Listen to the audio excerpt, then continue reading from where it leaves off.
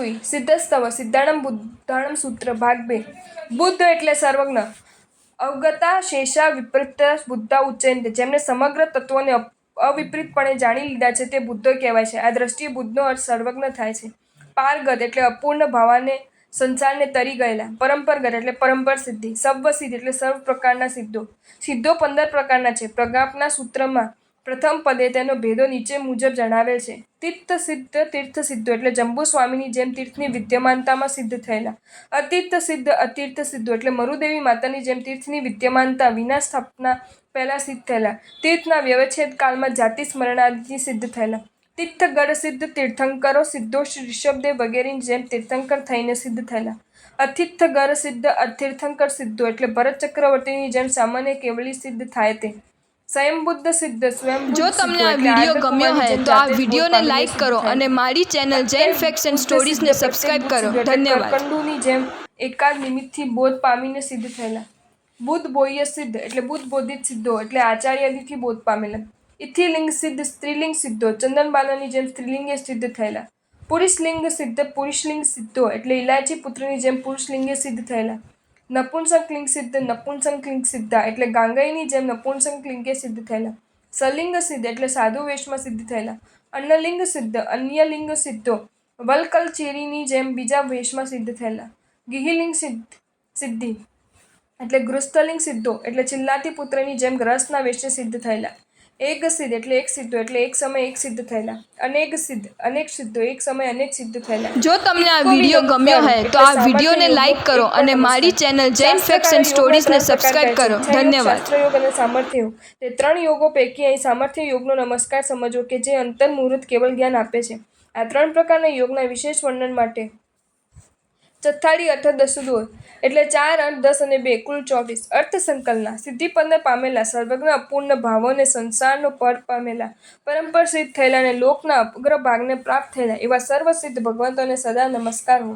જે દેવોના પણ દેવ છે જેને દેવો અંજલિપૂર્વક નમસ્કાર કરે છે તથા જેઓ ઇન્દ્રો વડે પૂજાયેલા છે તે શ્રી મહાવીર પ્રભુને હું મસ્તક નમાવીને વંદન કરું છું.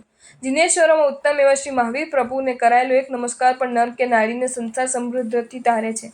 જેમના દીક્ષા કેવળ જ્ઞાન અને નિર્વાણ ઉજ્જૈન ગિરનાર પર્વતના શિખર પર થયા છે તે ધર્મચક્રવર્તી શ્રી અરિષ્ટ નેમિને હું નમસ્કાર કરું છું.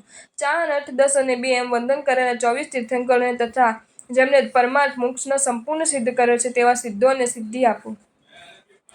સૂત્ર પરિચય અધ્યાત્મનું અંતિમ ધ્યેય સિદ્ધ અવસ્થા છે. આ અવસ્થામાં જે નિર્તિશય સુખ થયેલું છે તેની વાસ્તવિક કલ્પના કેવલ બુદ્ધિથી આવી શકે તેમ નથી.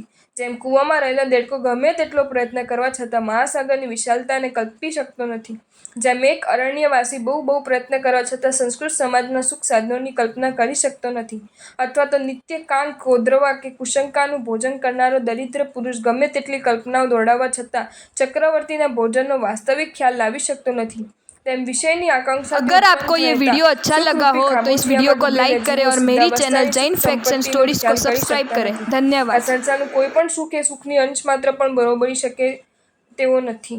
શ્રી ભદ્રબાહુ સ્વામી આવશ્યક નિરુક્તિમાં જણાવ્યું છે કે નવી અથી માણુસાણમ તમ સુખ નેવ સવ દેવાણમ જમ સિદ્ધાણમ સુખમ અવ્યાભાવ વગણ. તે સુખ મનુષ્યનો નથી કે સર્વ દેવોનો પણ નથી કે જે સુખ અવ્યાભાવ સ્થિતિને પામેલા સિદ્ધોનો છે. વળી તેમણે જણાવ્યું છે કે સુરગણ સુહ સમત્તમ સવદ્દા પીણ્યમ અનંત ગુણમ ન ય પાવઈ મુક્તિ સુહમ અનંતાહી વિ વગ્ગુહિમ. દેવોના સર્વકાલના એકઠા કરેલ સમસ્ત સુખને અનંત ગણું કરવામાં આવે અને તેને અનંતવાર વર્ગના વર્ગથી ગુણવામાં આવે તો પણ તે સુખ મુક્તિ સુખની બરાબર થઈ શકતું નથી. સિદ્ધ અવસ્થામાં જન્મ નથી, જરા નથી, મરણ પણ નથી. તેથી તેમાં ભય, શોક કે કોઈ પણ પ્રકારનું દુઃખ નથી. પરંતુ ત્યાં અનંત સુખની સ્થિતિ વ્યાપી રહી છે અને એ સ્થિતિ કાળથી બુદ્ધ નથી એટલે કે તે અનંતકાળ સુધી તેવી જ રહેવાની છે. આ સ્થિતિને પ્રાપ્ત કરવી એ પ્રત્યેક ભવ્ય આત્માનું અંતિમ લક્ષ્ય છે. તેથી પરમેષ્ઠી પદે રહેલા અરિહંતો, આચાર્ય, ઉપાધ્યાયો અને સાધુઓની સઘળી સાધના તેને માટે જ હોય છે. અરિહંતો પણ જ્યારે દીક્ષા લે છે ત્યારે નમો સિદ્ધાણમ એ પદનો જ ઉચ્ચાર કરીને સામાયિકની પ્રતિજ્ઞા અંગીકાર કરે છે. આ રીતે સિદ્ધ ભગવંતો અરિહંતોને પણ માનનીય છે. તો છદસ્તો માટે કેવું જ છું એટલે મોક્ષના આદર્શનો ખ્યાલ સતત રહ્યા કરે તે માટે સિદ્ધ ભગવાનની સ્તુતિ કરવી આવશ્યક છે. સિદ્ધ ભગવાન કર્મક્ષય સિદ્ધ છે એમ દર્શાવવા માટે તેમને માત્ર સિદ્ધ કહ્યા છે. આ સિદ્ધ અવસ્થામાં જ્ઞાનનો અભાવ નથી તેમ દર્શાવવાને માટે તેમને બુદ્ધ સર્વજ્ઞ કહ્યા છે. આ સ્થિતિ પ્રાપ્ત થયા પછી તે પાછા આવવાના નથી એટલે તેમને પારગત કહ્યા છે. અને આ પ્રમાણેની સિદ્ધિ અવસ્થા ગુણ સ્થાનની પરંપરા વડે જ પ્રાપ્ત થતી હોવાથી તેમને પારંપરગત કહ્યા છે. તેઓનું સ્થાન લોકના અગ્રભાગે એટલે સિદ્ધશિલાથી 7666 2/3 ધનુષ્ય દૂર છે તેમ પણ આ શ્રુતિમાં જણાવ્યું છે. બીજો નમસ્કાર શ્રી મહાવીર સ્વામીને કરવામાં આવ્યો છે કારણ કે તેઓ છેલ્લા વખતે દ્રવ્ય સિદ્ધ હતા અને આજે ભાવ સિદ્ધ છે. દેવના દેવો વડે પણ તેઓ વંદાયા અને પૂજાયા હતા કારણ કે તેઓએ 4 ઘાતીકરણનો ક્ષય વડે અર્હતપણું પૂજાને યોગ્યપણું ઉપાર્જન કર્યું હતું. આવા શ્રી મહાવીરની અપૂર્વ આત્મબળથી જે કોઈ મુમુક્ષુ નમસ્કાર કરે છે તે નર હોય કે નારી હોય કે નપુંસક હોય પણ આ સંસાર સાગરને તરી જાય છે. ચોથી અને પાંચમી ગાથા એ પછીથી ઉમેરાયેલી છે. તેમાં ચોથી ગાથામાં 22માં તીર્થંકર શ્રી અરિષ્ટનેમિને નમસ્કાર કરવામાં આવ્યો છે અને તે દ્વારા ગિરનાર તીર્થનો નિર્દેશ કરવામાં આવ્યો છે. તે સંબંધી શ્રી હરિભદ્ર સૂરીએ જણાવ્યું છે કે એતાસ્તિસ્ત્ર શ્રુતયો નિયમે નોચ્યન્તે કેચિત્તુ અન્યા અપી પઠન્તિ ન ચ તત્ર નિયમ ઇતિ ન તદ્ વ્યાખ્યાન ક્રિયા. આ 3 સ્તુતિઓ નિયમપૂર્વક બોલાય છે પરંતુ કેટલાક તો અન્ય સ્તુતિઓ પણ બોલે છે પરંતુ તેનો નિયમ નહીં હોવાથી તેની વ્યાખ્યા કરેલી નથી. શ્રી હેમચંદ્રાચાર્ય યોગશાસ્ત્રની સ્વપગ્ન પ્રકૃતિમાં જણાવ્યું છે કે એતાસ્તિસ્ત્ર સ્તુત્યો ગંડકૃતત્વાદ નિયમેનોચ્યન્તે કેચિત્તુ અન્ય અપી સ્તુતિ પઠન્તિ યથા ઉજ્જિંત ચત્તારી. એ 3 સ્તુતિઓ ગંધર્કૃત હોવાથી નિયમપૂર્વક બોલાય છે અને કેટલાક તો બીજી પણ 2 સ્તુતિઓ બોલે છે તે નીચે મુજબ ઉજ્જંતી ચત્તારી. ધર્મસંગ્રહમાં પણ એ જ મતલબની નોંધ છે. 5મી ગાથામાં 24 તીર્થંકરોની સંખ્યાનું જે રીતે વર્ગીકરણ થયેલું છે તેના પરથી એ ગાથાનો સંબંધ અષ્ટાપદ તીર્થની સાથે સમજવાનો છે. શ્રી ભરત ચક્રવર્તીએ બંધાવેલા સિંહ નિષેધ્યા પ્રસાદમાં દક્ષિણ દિશામાં 4, પશ્ચિમ દિશામાં 8, ઉત્તર દિશામાં 10 અને પૂર્વ દિશામાં 2 ચિહ્નબિંબો આવેલા છે. ચૈયવંદન મહાભાષ્યમાં આ ગાથાનો અર્થ નીચે મુજબ કરવામાં આવ્યો છે. ચૌરો ઉસભી જીણાયો અઠ્ઠયસુમયી જીણાવ આરંભ વિમલ જીણાવ દસડો વંદ્ય પાસ વીર જીણા સવ્યેવી જીણવરતે 24મ ભરત ખેત સંબુધા.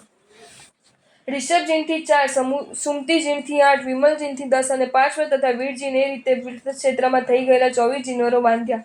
આ રીતે 24 તીર્થંકરો જે પરમાર્થ એટલે મોક્ષથી નિષ્ઠિતાર થઈને કૃતકૃત્ય થઈને સિદ્ધ ભગવંત રૂપે વિરાજે છે તે મને સિદ્ધિ આપો. આ સૂત્ર પર આવશ્યક ચૂર્ણી, આવશ્યક ટીકા, વૃત્તિ, યોગશાસ્ત્ર, મહાભાષ્ય, દેવવંદન ભાષ્ય વગેરેમાં વિવરણ થયેલું છે. આ સૂત્રમાં સર્વ વર્ણ 179 છે અને તેમાં ગુરુ 24 તથા લઘુ 174 છે. પ્રકીર્ણક આ સૂત્રની પ્રથમ 3 ગાથાઓ આવશ્યક સૂત્રના કાર્યોત્સક અધ્યયનમાં આવેલી છે. કલિકાલ સર્વજ્ઞ શ્રી હેમચંદ્રાચાર્ય યોગશાસ્ત્રની સ્વપોગ્ન વૃત્તિમાં પ્રથમની 3 ગાથાઓ ગંડરકૃત હોવાનું જણાવ્યું છે. પાછળની 2 ગાથાઓ પણ પૂર્વાચાર્યકૃત હોઈ પ્રાચીન સમયથી માન્ય થયેલી છે.